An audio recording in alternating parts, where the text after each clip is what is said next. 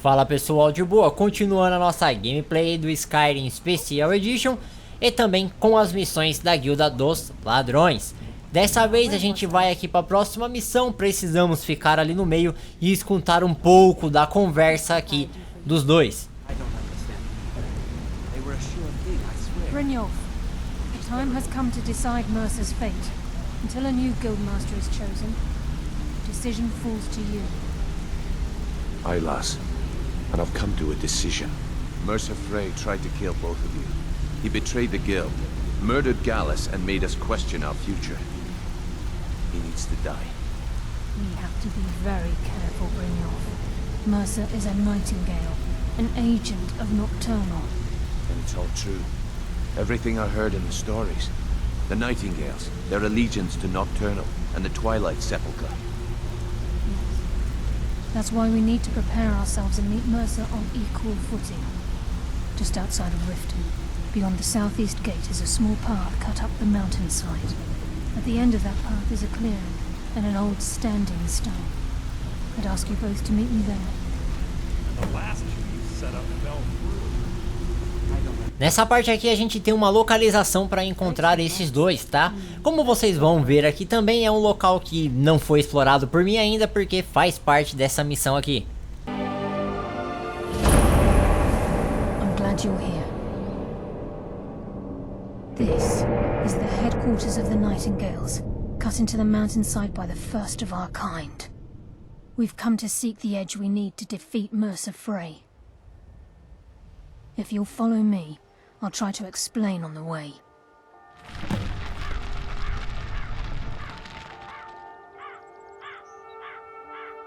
Gallus, Mercer Frey and I were once members of what's known as the Nightingale Trinity. The Trinity disbanded 25 years ago when Mercer Frey betrayed us by slaying Gallus and dumping his body in the ruins of Snowvale Sanctum. Indirectly, the Trinity is usually selected from the ranks of the Guild, although its existence is a closely guarded secret. The Nightingales protect the Temple of Nocturnal, a place known as the Twilight Sepulchre. She's the mistress of night and darkness, and the patron of every thief in Tamriel. Nocturnal isn't one for worship and reverence. There are no priests and no sermons, no services, and no arms. She influences our luck, and in return, demands payment. You're closer to understanding than you realize. The only difference is she doesn't demand payment in the traditional sense, and sometimes the cost can be quite high. Whether you know it or not, Nocturnal dictates how well we perform as rogues. Again, you have to think differently. Haven't you ever noticed how our luck behaves? Like a novice picking an impossible lock, or a blind man suddenly turning to face you as you reach for his pocket. It's through these subtle means that Nocturnal influences us. Nocturnal's whim is the greatest mystery to everyone. There have been volumes written on the subject. Does she exact payment when we die? When we suffer, does she revel in our misery? No one knows. The return certainly seems worth the risk, though. It's my hope that you will, yes. This way, please. Já aproveitei aqui também e fiz algumas perguntas para ela, pra gente descobrir um pouquinho da história, tá, desse lugar. A gente já sabe também que tem um envolvimento aqui da Nocturnal, né? Uma das daedras aqui do game.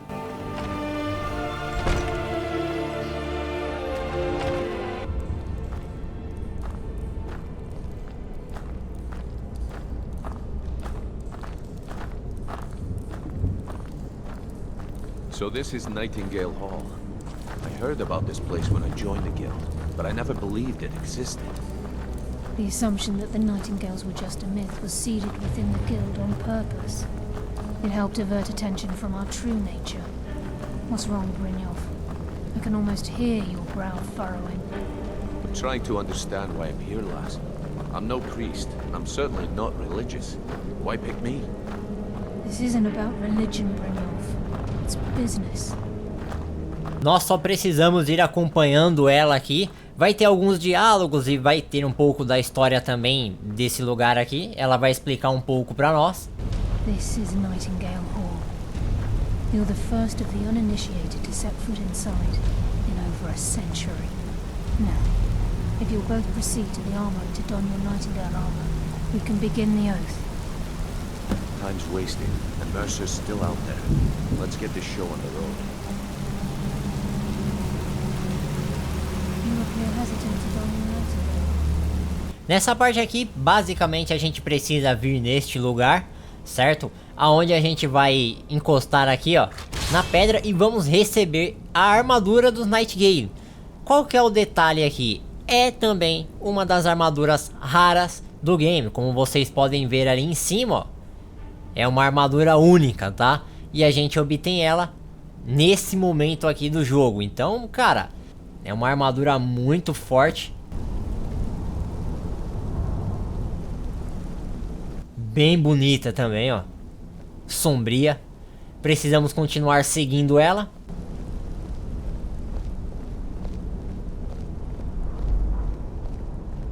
You appear ready for the oath.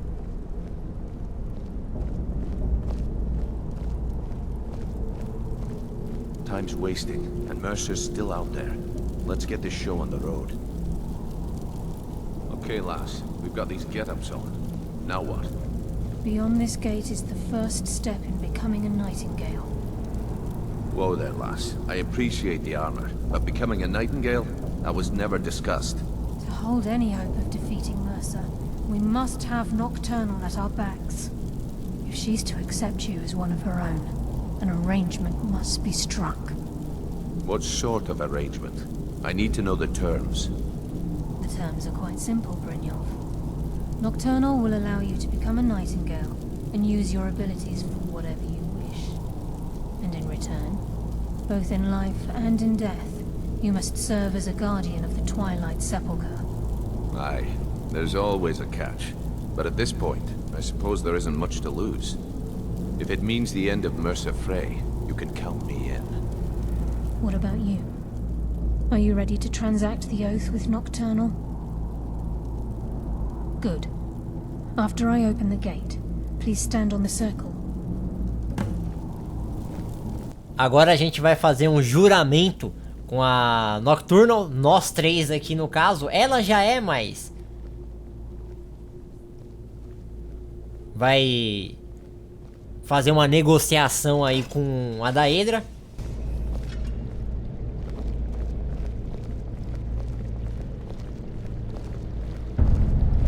Só a gente ficar ali parado na localização.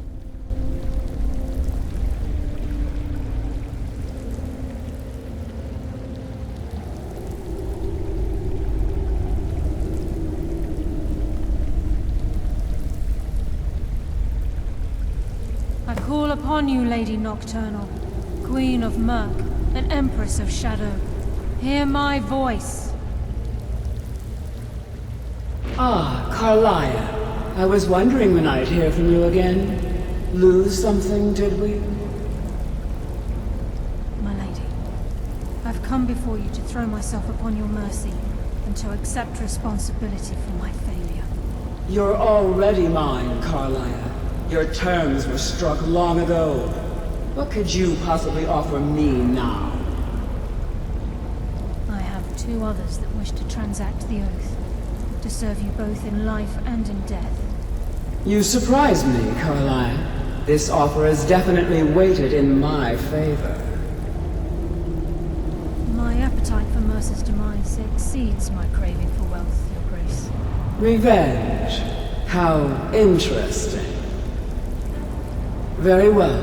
The conditions are acceptable. You may proceed. Lady Nocturnal, we accept your terms.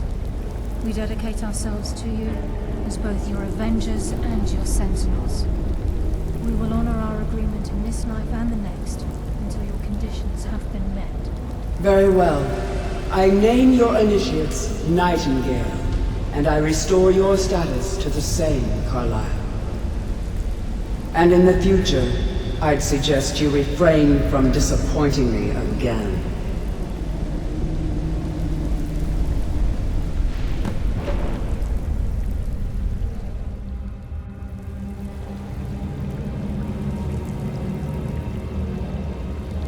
Now that you've transacted the oath, it's time to reveal the final piece of the puzzle to you.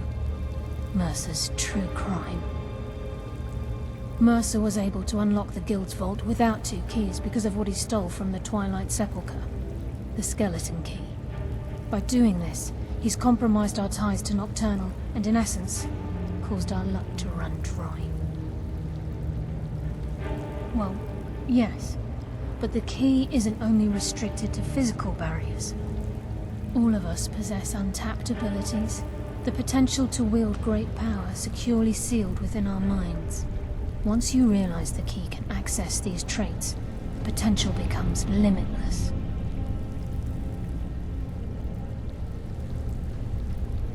Good. Then you understand why this is about more than just Mercer's lust for power.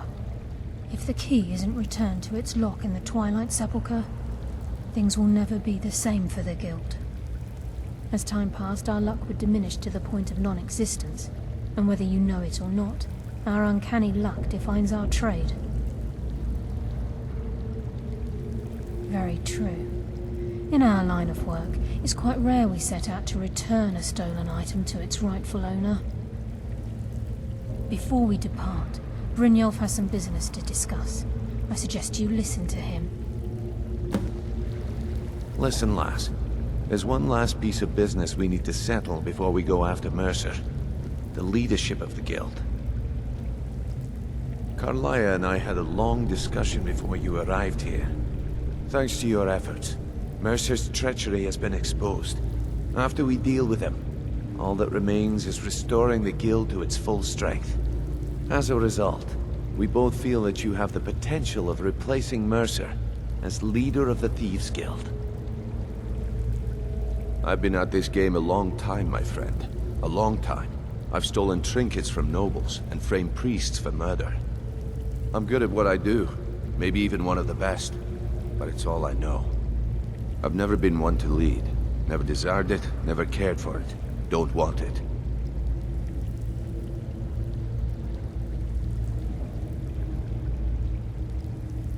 Ha!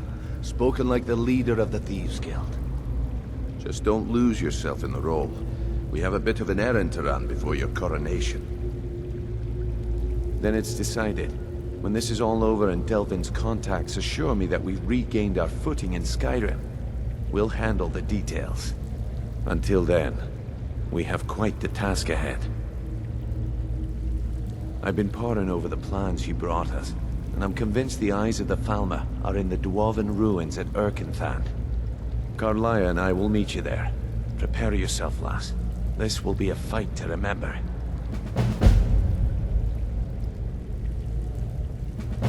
If you would have asked me that yesterday, I'd have said no. But now I think our chances have improved. Look, call me crazy if you like, but I trust Carlia. I don't think she'd lead us down a suicidal path. Besides, I'd rather die with some of Mercer's blood on my blade than spend the rest of my life regretting that I ran the other way.